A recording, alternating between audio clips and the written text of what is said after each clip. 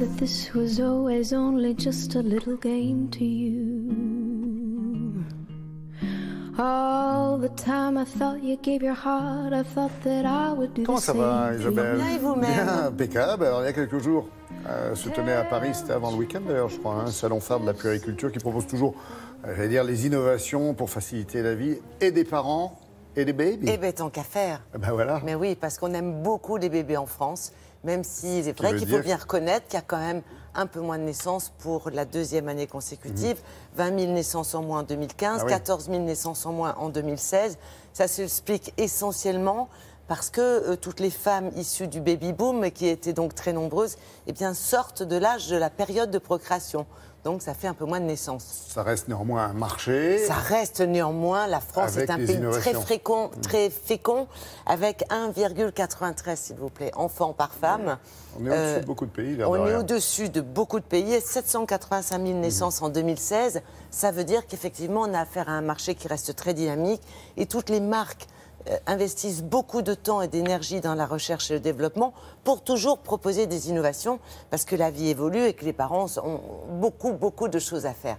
Donc on essaie de les aider. Ce salon, il s'appelle Baby Cool. Il est très joyeux. C'est un monde, la puériculture, de gens sympas, peut-être parce qu'ils travaillent sur l'enfant, la petite enfance, mais c'est un monde assez sympa. Il y a quand même 260 marques qui sont présentes, donc on a essayé de vous faire une sélection. Nous avons beaucoup ramé, parce que c'est pas évident de trouver parmi ce choix. Voilà, il y a vraiment beaucoup de choses. Voilà quelques-uns des produits phares cette année.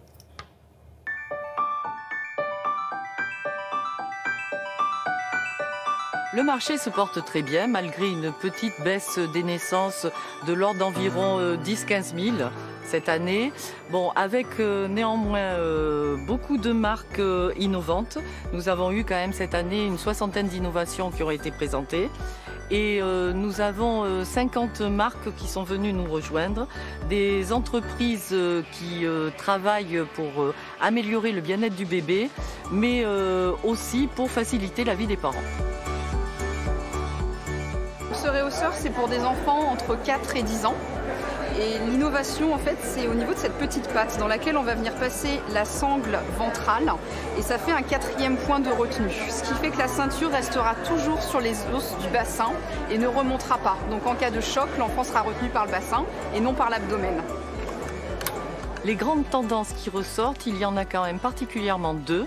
Le tout en un qui existait déjà, mais aujourd'hui c'est le tout en un, non en deux, non en trois, mais en 6 produits par exemple. Cette valise permet d'avoir toutes les affaires pour partir avec votre enfant. Elle fait transat en hauteur, transat à bascule, lit, table allongée et baignoire.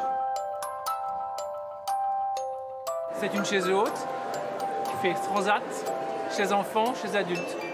Ce produit est un hamac que l'on positionne sur les parcs pour bébés, ce qui permet d'avoir l'enfant dès la naissance installé proche de soi. La deuxième tendance qui émerge du marché, ce sont les objets connectés. Des objets connectés faciles d'utilisation qui rassurent les parents tout en préservant la sécurité des enfants. Je vous présente le matelas allongé qui est doté d'une lampe intégrée LED qui permet de changer bébé pendant la nuit sans déranger l'entourage et sans réveiller bébé. Ceci est une nouvelle caméra pour bébé qui est en fait disponible en 3 différents formats en fonction de la déco de la chambre. On peut l'orienter de manière extrêmement simple en fonction de l'environnement de bébé dans la chambre. Elle contient aussi une veilleuse qui est disponible en 16 millions de couleurs et qu'on peut orienter de la manière dont on le souhaite. Des musiques bien évidemment pour bébé via le haut-parleur qui est à l'arrière. Et bien évidemment c'est une caméra connectée sans aucun paramétrage nécessaire. Alors drame de tous les parents, le doudou perdu.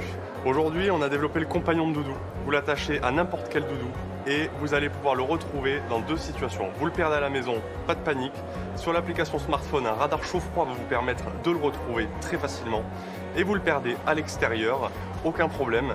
Le compagnon de doudou est muni d'une étiquette qui permet à quiconque le retrouve de se connecter sur internet, de rentrer le code unique présent sur l'étiquette et de le restituer au propriétaire du doudou.